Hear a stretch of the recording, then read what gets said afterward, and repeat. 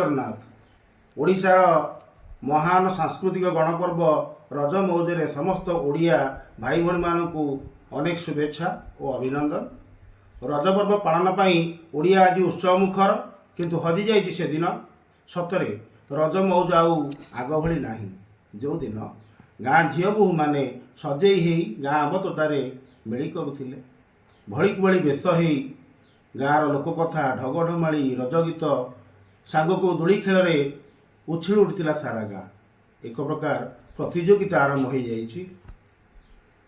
ଆଜି ଇନଷ୍ଟା ଫେସବୁକରେ ପୋଷ୍ଟ କରିବା ପାଇଁ, ରାଜନେତାଙ୍କ ଠାରୁ ପୁରସ୍କାର ଗ୍ରହଣ କରିବା ପାଇଁ ରଜମାନିଆ ଚାଲିଛି।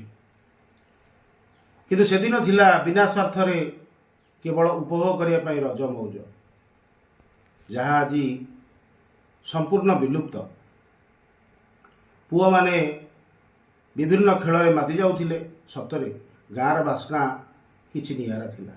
ସେଦିନ ଯେଉଁଦିନ ଥିଲା ଭାଇଚାରା, ଉଛୁଳି ଉଠୁଥିଲା ଗାଁ ଅନେକ ଲୋକ କଥାରେ, ଯେପରି ବନସ୍ତେ ଡାକିଲା ଗଜ, ବରଷକେ ଥରେ ଆସିଛି ରଜ, ଆସିଛି ରଜ ଲୋଘେନି ନୂଆ ସଜବାଜ।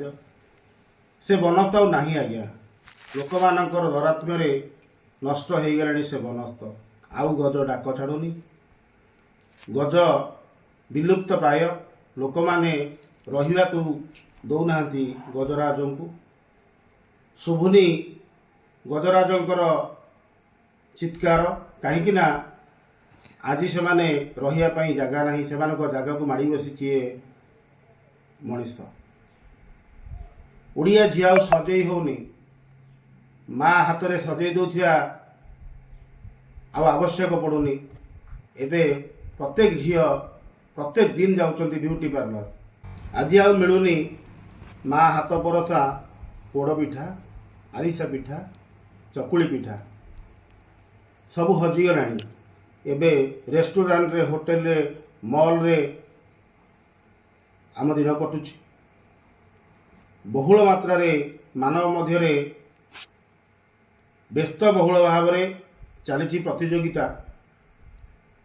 ଆଜି ବି ସେଇ ଗାଁ ଅଛି, କିନ୍ତୁ ନାହିଁ ସେ ପୋଡ଼ପିଠା, ମା ହାତ ରନ୍ଧା ଖାଦ୍ୟ, ଭଳିକି ଭଳିକି ପୋଷାକ।